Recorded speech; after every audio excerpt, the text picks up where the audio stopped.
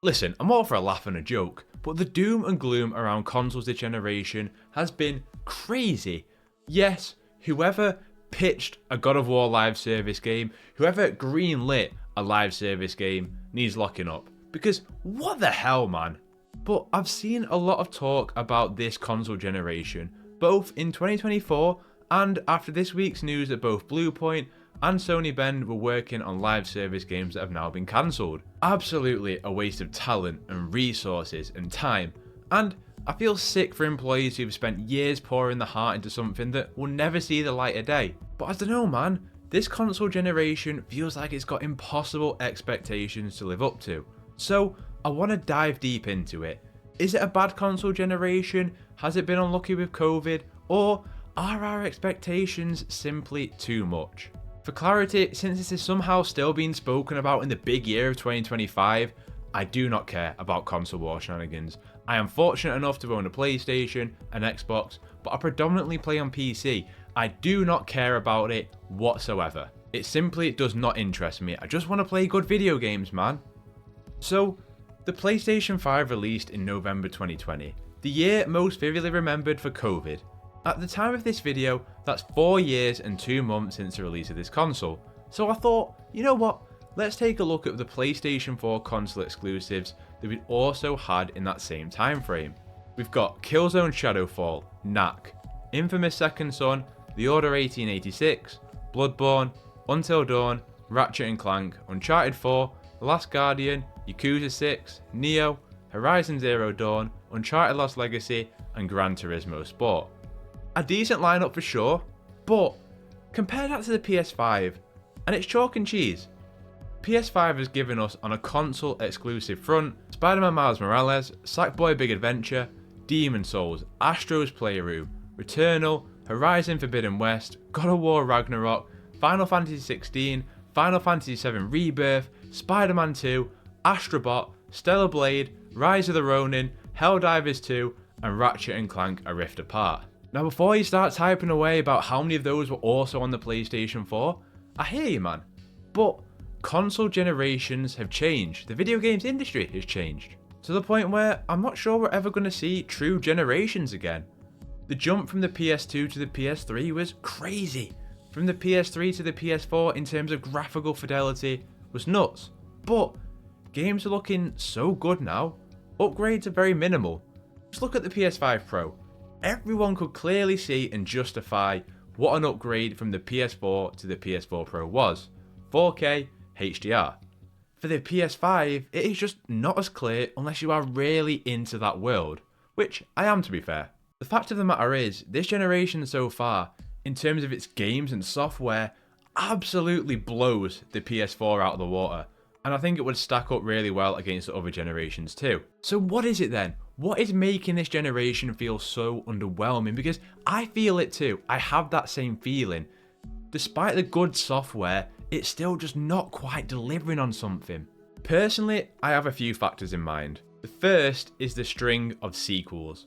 The PS4 generation was so exciting because for multiple E3s in a row, rest in peace, there was that carrot on the end of the stick. We were just waiting for Horizon, God of War 2018, Spider-Man, The Last of Us 2, Final Fantasy 7 Remake, Death Stranding, Ghost of Tsushima, and Days Gone. So many new IPs, or IPs that everyone had been waiting to dive back into for a long stretch of time. For the PS5, we've had 2 more Spider-Man games, God of War and Horizon sequels, Final Fantasy 7 sequel. It feels familiar. And look, don't get me wrong, I love those sequels, those franchises. God of War Ragnarok for me was an all-timer, and Final Fantasy 7 Rebirth was an unforgettable adventure. But it's still familiar. Other than Astrobot and Returnal, 2 sensational video games, PlayStation has felt safe this generation. Really high quality still, but safe. The problem is, you kinda can't blame them, because video game costs have gotten so out of control, which is why they went for this live service pursuit to fund the big AAA games that we're used to and get the reoccurring revenue on top of that. Now while I kinda can't blame them, I kinda can, because they're the ones that manage the costs. They're the ones that are bloating these budgets that have set such high standards. Intergalactic being a new Naughty Dog IP for the first time since The Last of Us is really exciting. But again, other than that, another Ghost game, another Death Stranding game, it doesn't bring that same new excitement. It's not that it's bad, I'm looking forward to these games, I think they'll be excellent. But it's not the unknowns a new IP brings. It's not innovation, more improvement. So whilst yes, the live service push has been weird, this generation has still had its blockbusters, they're just sequential blockbusters. Another factor is third-party support. I just don't think we've hit that same level of highs that we had in other generations, at least not yet. We haven't had our big Rockstar game yet, though hopefully this year with GTA 6. Cyberpunk 2077 kind of crossed with the PS4. There's exciting stuff on the horizon like Judas, Marvel 1943 Rise of Hydra. We got Elden Ring, but again, it was kind of that cross-gen game. It didn't bring that generational wow factor. It was a truly unbelievable game, but not a generation-defining one in pushing the hardware forward. Dragon Age: The Veilguard was so divided, Assassin's Creed Shadow is dividing now. There's no big third-party superhero game yet like the Arkham games because Suicide Squad, Midnight Suns, and Gotham Knights all underperformed, and games like Star Wars Jedi Survivor were just a technical mess at launch. It feels like on the third-party side, we're waiting for those generation-defining moments of a Red Dead Redemption 2, Witcher 3, Hades, Resident Evil 2, and so on. There's been really good third parties, but I'm not sure generation-defining ones yet. And the irony of it all is that the best third-party games that come to PlayStation in this generation might actually come from Xbox, with games like Indiana Jones and potentially Fable coming to the platform. The final factor is live services. Helldivers 2 has become my favourite live service in a long time, and if there is ever a live service model that I want to see succeed in the industry, it's exactly what Helldivers 2 has produced. A cheaper buying price, actual fair monetization than what free-to-play offers, earnable in-game currency, well-valued season passes, and what seems to be good, regular content updates that don't burn cash like a Destiny 2. I've become sick of multiplayer games, especially free-to-play, where progression has been stripped out of the game and resold you for 20 quid skins. They end up feeling so shallow and empty as everyone's glazing Fortnite's revenue model, and they want that. I think it's so dumb when I see the same company chasing multiple live services because they're going to compete against each other. Players don't have the time to play all of these, but it's the impact of the cancelled live services from Sony's side that's a real shame here. If we look at it, we've seen The Last of Us Online, Sony Bend's game, Bluepoint's God of War game, Concord, a Twisted Metal game, whatever Deviation games we're making, the Fantasy Live Service game from the now shuttered Sony London, and Operation Payback from Bungie. All canned.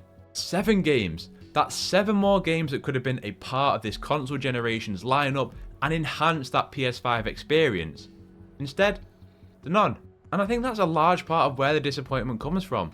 PlayStation has such a legacy of iconic franchises that Bluepoint could have been remaking Bloodborne, that Sony Bend could have made a new Uncharted, that someone could have been adding new entries to the Killzone or Resistance franchise. Or they could have gave us an Infamous remake that stuck on the PS3. Instead, we've got people who've lost their livelihoods, who have poured years of their lives into these projects that will never see the light of day. And on the consumer front, we've got a second half of a console generation where we just don't really know what we should expect. So to get back to the broader picture, no, I think you are mad if you look at this generation from a pure software perspective and think this is the worst PlayStation generation yet. I think you're crazy. There's been some truly terrific games that I don't care that the cross-gen games, the best on PS5, and they're still excellent games that are part of the generation. The video games industry has changed. Games are more expensive than ever, seemingly more difficult to create than ever, and as a result, it feels like less risks are taken than ever. We've seen from various leaks and court rulings when the Activision case was ongoing that games can be in the 200 to 300 million quid mark, and I don't know if we can ever go back from that because of how high consumer expectations are now. Players, if they're spending 70 quid, they want 50 hours minimum. That's not personally how I feel, but I'm not to tell anyone how they value products. I would love more Miles Morales a King games, but that's just my opinion. With all that though, I don't know, I'm still quite excited from a PlayStation perspective for what the second half of the generation will be. Death Stranding 2, Wolverine, Intergalactic, Ghost of Yotei will definitely hit before the end of the generation, that's for sure. I'd expect to see Sony Santa Monica's game, maybe Spider-Man 3, and definitely a few more surprises. I also think that Microsoft are going to have a really exciting end to their console generation, but I also think that console generations won't hit or matter like they once did. From this point forward, I think it's going to be more like iPhone upgrades, incremental hardware improvements for the enthusiasts, an emphasis on cloud gaming, playable anywhere. I think you also have to factor in the juggernaut games now that take up such a vast amount of market. How much Fortnite, Call of Duty, Minecraft and Roblox take up in the market. In the PS2 and PS3, it was never really like that. Even PS4 for large chunks. Games wouldn't be supported for 5+ years and have features like battle passes and expansions to have you coming back year on year. Games didn't take as long to make, they weren't as expensive to make, and it feels like for those iconic franchises, we got more of them, more risks, more new IP, and that's why those generations had this level of excitement that I'm not sure the PS5 has gathered or will gather. So to put it plainly, I think this has been a great generation of PlayStation, but not an exciting one in comparison. Gone are the days of getting full trilogies within one console generation.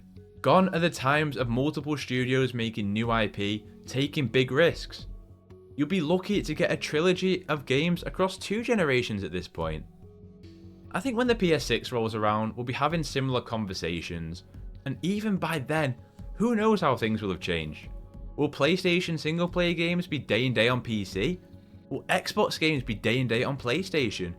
The gaming industry is evolving at a frantic pace, but at the end of the day, they're all just my thoughts. Now I want to know, what do you think about PlayStation this generation? Have you enjoyed it? Are you excited for the second half of the generation? What are you anticipating most? I'd love to hear from you in the comments down below. If you enjoyed my thoughts, I'd enjoy you leaving a like on the video, and this is what I do here. I just talk about what I'm passionate about and I love in video games. It can be news, reviews, it can be guides, so if you're feeling that, consider subscribing. I'd love you to stick around. All my socials can be found in the description down below. Otherwise, I hope you have a terrific day. Play games, get gains. I'll catch you next one.